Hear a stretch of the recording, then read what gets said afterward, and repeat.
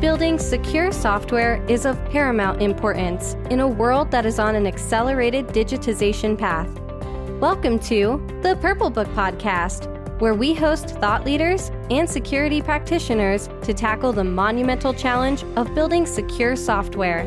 Our mission is to spread awareness, challenges, and best practices in secure software development. This show is your guide to hearing inspiring stories of leaders building secure software against odds, and getting to know the personal stories of these leaders who make it all happen.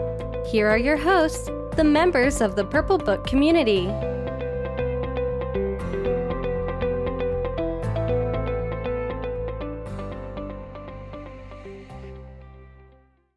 Hello, Robert. How are you doing? Doing great.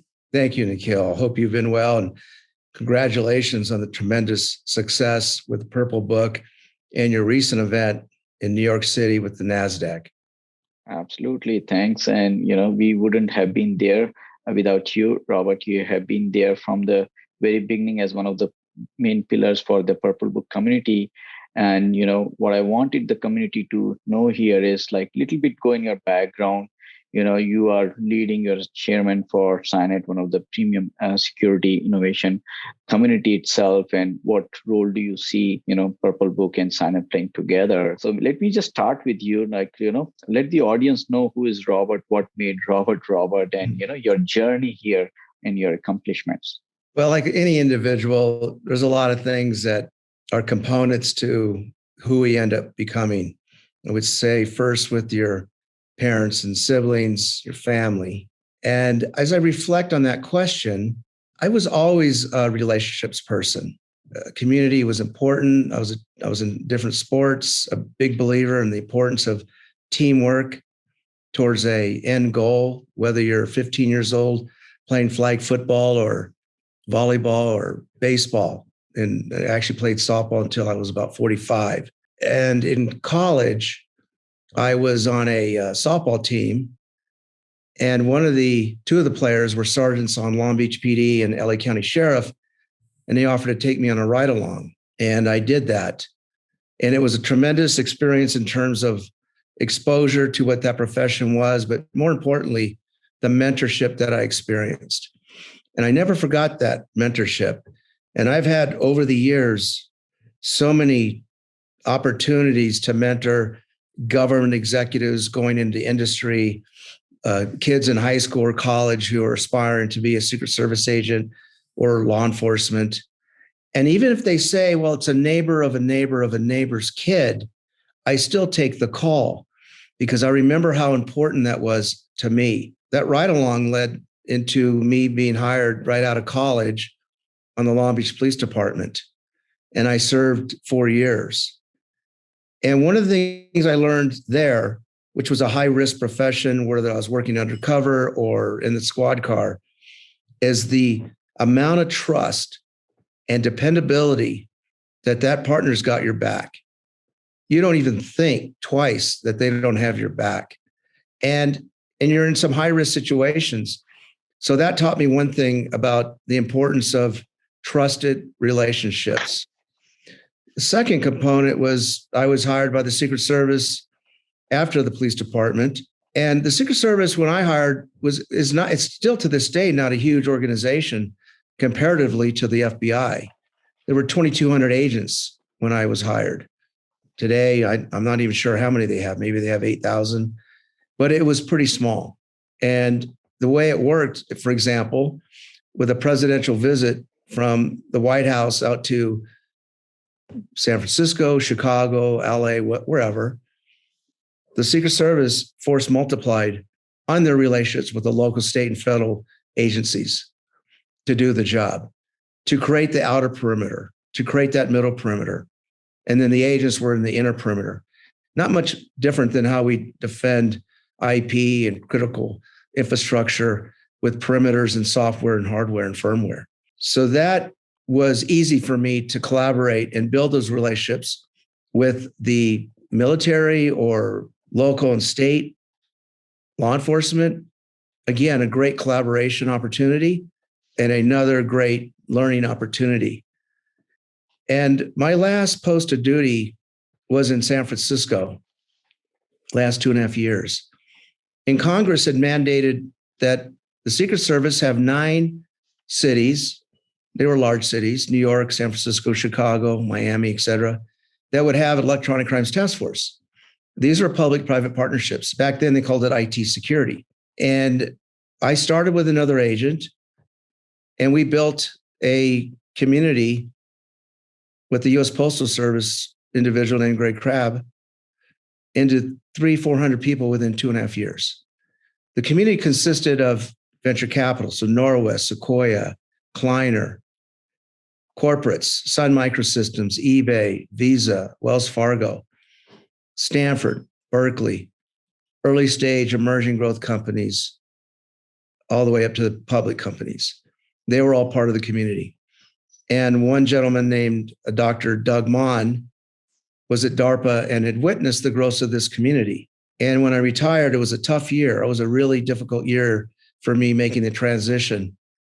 3 kids in private school and hardly any income coming in. But when I got the call from Doug and Ulf Lindquist at SRI, hey, we want you to build a community for us, just like you did in the Secret Service, except we want you to focus on supporting innovation and entrepreneurialism, early stage emerging companies, because they were on the science technology directorate side, and their mission was to support innovation and entrepreneurialism. And I said to them, absolutely. It was what I was passionate about my last 2.5 years, probably the most passionate I was in my career. And I actually felt like I was a Dominican baseball player that had been recruited by the New York Yankees. And by the way, we're going to pay you. Because I wasn't even thinking of the money part when they asked me to do that. I was going to do it. And that really was the precursor of SINET, building a trusted and purpose-driven community with a very strong culture and respecting, in particular, the buyers, the CISOs, never selling their emails, never giving their emails out. We didn't even sell vendor booths because we felt that would detract from the mission and the culture that we wanted at the SINET events beginning at Stanford University in 2007. And so methodically, one handshake at a time, we built what SINET is today. And when I retired, I did not feel comfortable with sales and marketing. I was not a marketeer, wasn't a salesperson. I was very mission focused, very heads down on what I had to do in the Secret Service. And this whole new world was different, and I had to learn. I'm still not comfortable with sales and marketing, but I've found my way where I can do it in Robert's organic, trusted way. Big believer in mentorship and mentor companies every single day at SINET. Heather and I are talking to little companies, medium, emerging growth, public companies, and moving away from transactional type relationships into make a connection, build a relationship, and earn trust. That will be your market differentiators to all the entrepreneurs out there, whether you're sales or marketing, or you're the CEO of that company, leading the direction, providing the vision, providing the ethos and the culture that you want represented in all the meetings that you and your people are at. So the collaboration piece and the community piece was really kind of innate for me. And when people say, how did you build SINET? I didn't have a plan, master plan. In fact, the summer I retired, I remember I was staring at the ceiling and Heather walked by and said, so where's your business plan? And I said, are you kidding me? I don't even know how to spell business plan, let alone draw one up. And I thought for a second and I said, you're looking at it. Me. I became like this walking business plan. And I think that a lot of the success of SINET has been intuitive and what I thought in my gut was right and the right thing to do. And by doing that, doors just seem to continue to open in amazing, serendipitous ways. I won't go into all of them, but the UK government, the Australian government hiring us in conjunction with DHS as our sponsor. So DHS brought me on in 2005, and I was on contract with them for 15 years. But the Australian and UK government also wanted that model to support their early stage emerging growth companies, to help support job creation, their workforce, exit opportunities, knowing that we had a platform that was global, but mainly in the US. And as you know, Nikhil, especially with the Israeli companies, they come to America. It's pretty much one-stop shop. You go to Europe, it's tougher, right? It's like a quilted fabric, different cultures, different rules, different ways to sell, to buy, et cetera. And so that, and then the other one was being asked to join Sinewave Ventures as a venture partner. Just kind of came out of the blue. Had breakfast with Eunice Suissa. And by the way, hey, I want you to be a partner. And this is before he even started the firm. So those are just a couple of examples of, I believe, doing the right thing. You build a brand, you build a reputation, you build trust, and doors automatically open. And frankly, Nikhil, it's not much different than what you've done. I am extremely impressed with the accomplishments and, more importantly, the sustainability of your community of high-level executives. I was just on the phone yesterday with Arvind Bansal. He's a very busy person, and he's one of many who are part of the Purple Book community, who are authors of the book. You're going on about a year and a half, and you have sustained this that long, and people flew to New York to support and join you. I don't know of many people that have been able to accomplish that, and I'm a community builder. So congratulations to you. You should be very proud of yourself and reflect on your accomplishment there. Thanks, Robert. Thanks for the accolades. And I do remember during the early days, call me crazy when I was looking to start this community in the middle of the COVID.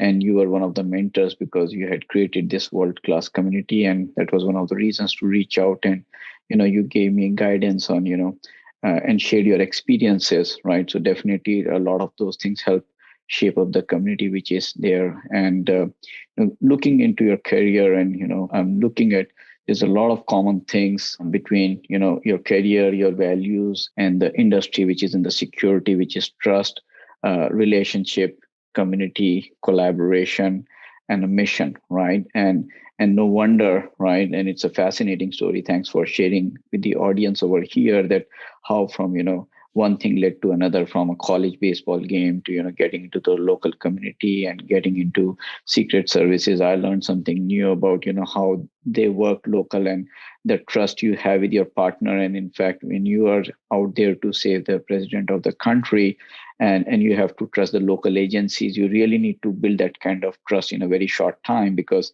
you land into one city for just a few hours and then you are on to the other ones. And I've seen some of your photos of, when you are on Air Force One and other things. So that's incredible. And no wonder, it's community is all about the leadership and the trust and, people having faith in you that you're not going to sell them off or anything, right? So those are incredible things. And, SINET, of course, by far is the number one community when it comes to overall and a broader security and innovation things. And again, we are a proud member of that. So again, if you could just touch a little bit vision, right? That what you saw, right? You yourself are running a community and you're part of some other communities like CFF and other things. So what drew you to the Purple Book community? Like, why yet another community? And why do you think software security needs a community? It's a great question. I have very, very succinct answers. Number one, you join entities because of the leader. It's about the people. And I love the story that you shared when you went out as an entrepreneur and how difficult it was. You got knocked down, you stepped up, got knocked down again, you stepped up, you were persistent, and you didn't give up. That was number one. Number two, I remember General Alexander, I was at a workshop at West Point. It was around 2011 or so. There's only 50 people in the room. And he coined this phrase that the app was the Achilles heel. And going back to the days of Sensic, Spy Dynamics, Fortify, and I've always wondered since then, if this is such an Achilles heel and this is such a big problem, why do we have such a hard time fixing it? And what I think I learned with you in Purple Book is that it's not just one piece, it's an ecosystem. It's an entire ecosystem. And there is no one product that's going to be able to fix this problem. It's going to be multiple products, but you're going to need some orchestration, and you're going to need someone or some entity to coordinate all those moving pieces. And I found my answer. I think this is one of the big reasons why this space has been difficult to fix, because it's very segmented. It's gotten bigger. If you think about shift left and digital transformation journey with COVID, the footprint for vulnerabilities has expanded enormously. Now you need more components and solution providers to actually address and fix the problem. So now that ecosystem becomes even more complex. I just saw another company just started the app security space this morning. I thought, wow, here we go. It's going to get crowded. But what's going to be important for a lot of the companies in this space is their messaging.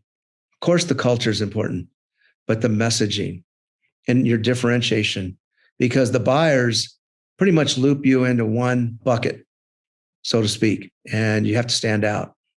And so messaging and delivering and execution and succinct communication, making a connection, building a relationship, and earning trust are all going to be important components of that.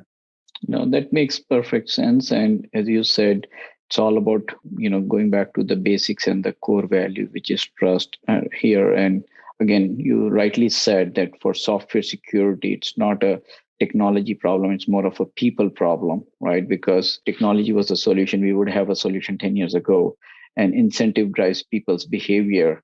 And when you have a security leader working with a developer and an ops team, all the three have oppositely aligned interest, becomes a challenge. And that was one of the genesis of the Purple Book community, was that, it's bigger than any one of us individually. And we need to bring in people together to solve the problem.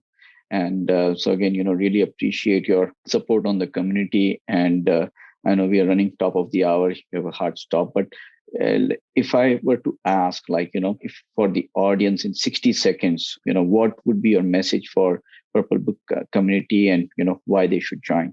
Well, number one, it's like I said, it is part of the big Achilles heel pain point, and only getting more complex and more complicated. And knowing that you and many of the other security companies, cyber companies, are protecting our nation's critical infrastructure, our national security and economic interests, our privacy, our inherent rights to free citizenship and free democracy. To me, that is the higher calling. And being part of that gives you a sense of purpose and mission. And I don't know of anyone that doesn't desire to have that sense of purpose and mission.